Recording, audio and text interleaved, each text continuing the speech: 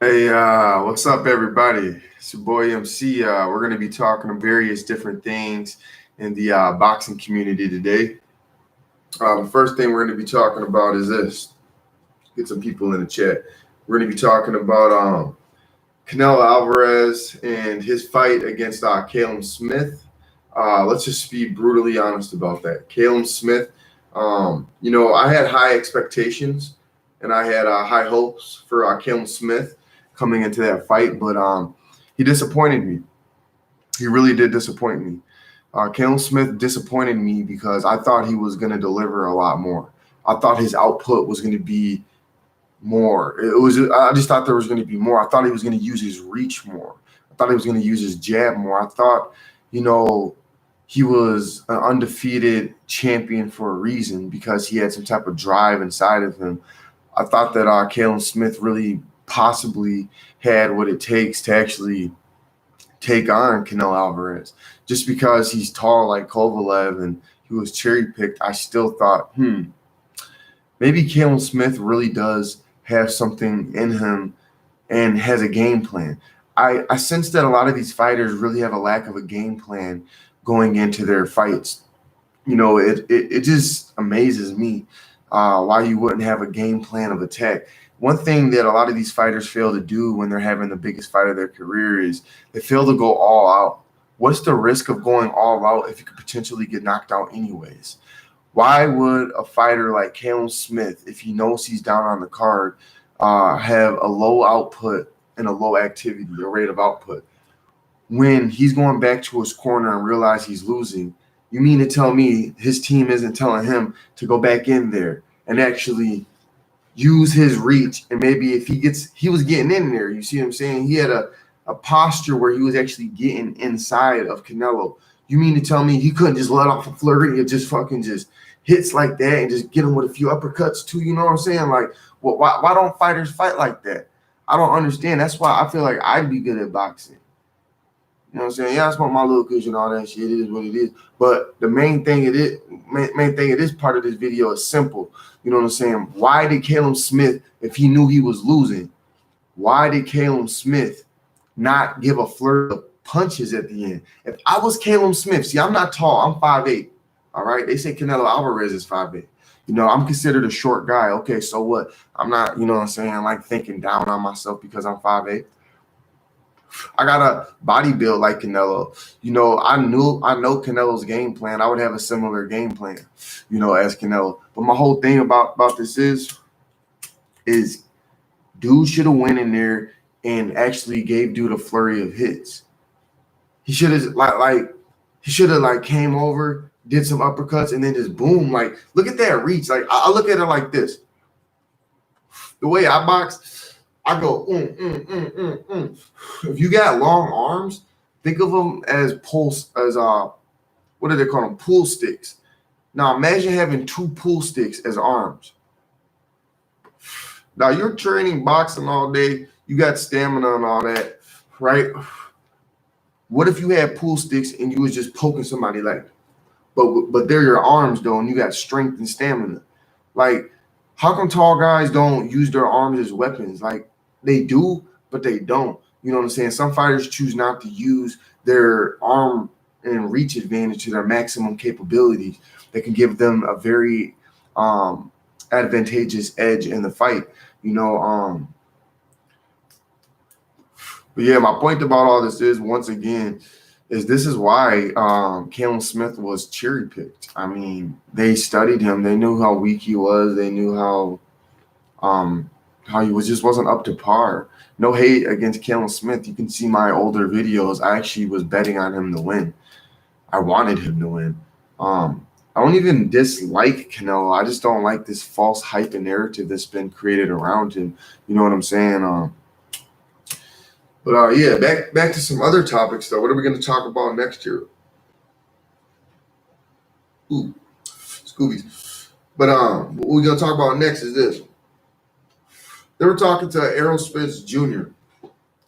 And first thing the reporter asked him was about Terrence Crawford. Yeah, that's going to be a really big fight, but I don't want to see Spence versus Crawford this very moment. I would rather see Spence versus Canelo, because I can guarantee you one thing.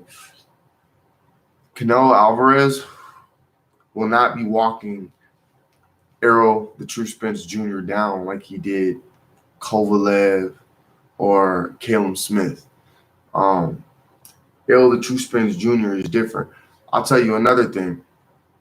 I'm sure, what's his name? Terrence Crawford could probably fuck Canelo Alvarez up. You want to know another thing? Shout out to the LDBC. Jamal Charlo, Lions Den. Man, he will knock Canelo Alvarez out. That is just a fact. I know it for a fact. Like, here, one second. Let me take this call. Hey, hello. Hey, what's going on?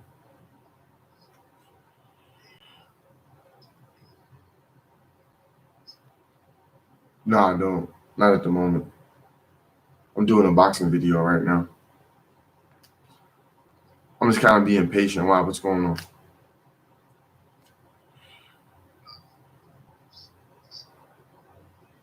Yeah, I know. I have to let you know, okay? That's the best that I can do right now. All right, I'll let you know. All right, bye, I love you.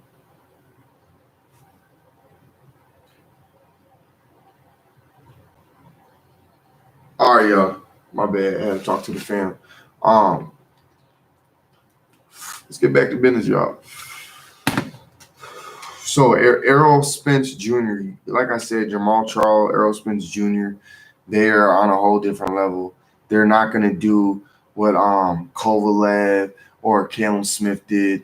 What Charlo would do is, see, they're real champions. You know, they're hungry. They're not gonna back down, and they're not gonna they're gonna take some hits, but they're gonna deliver some haymakers. That's what separates these types of fighters. I'm trying to tell y'all.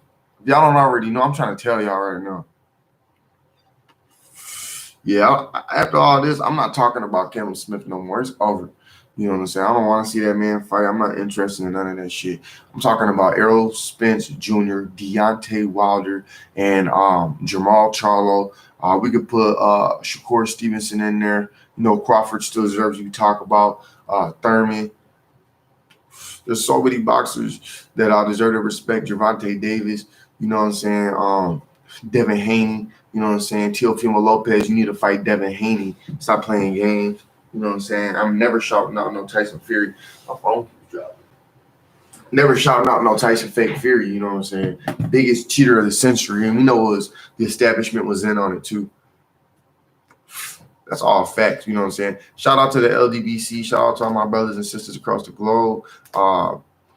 Shout out to Fan and Boxing. Shout out to Aki TV. Shout out to Young Pharaoh. Shout out to 78 Boxing. Shout out to Blue Blood Sports TV. Shout out to all of my subscribers. Shout out to all of my supporters. Shout out to all of my fans for listening to my music and watching my videos. Shout out to every single body that's rooting for me. I appreciate y'all. And that's all facts right there.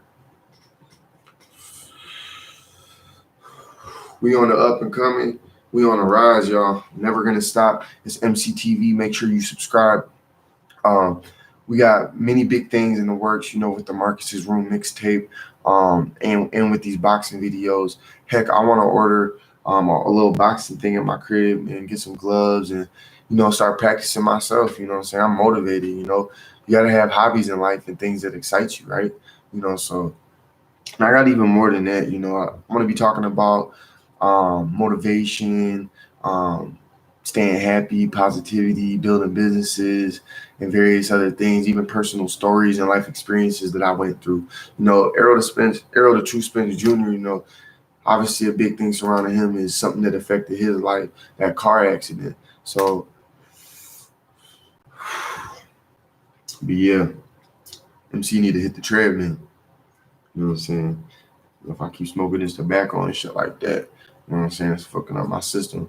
But yeah, February 2021, we get to see Tyson Fury versus Deontay Wilder, number 3, the trilogy rematch. You know, shout out to everybody that knows the truth. about Deontay Wilder and how he always wanted to fight, and everybody that recognizes that. Tyson Fury's been running in circles constantly, and we're not about that. All we want to do is we just want the truth. We're sick of the cheating. We're sick of, the biasness. You guys have so many boxers in your stable. We just want to see the best fighting the best. And y'all can make that happen. All you got to do is get at the table with these different entities that have these different bodies that sanction, boxing, and get the contracts laid out, get the fighters to agree. And I mean, the UFC does this thing so smooth. Maybe y'all should follow the UFC's motto.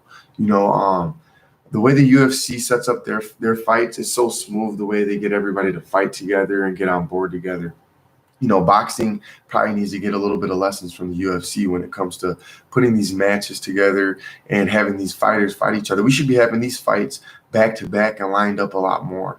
But look, this was my stream right here. I'll be streaming more in the future. I want my fans to be able to have a one-on-one see with me. Live streaming is definitely going to be something that's part of the future. It already is.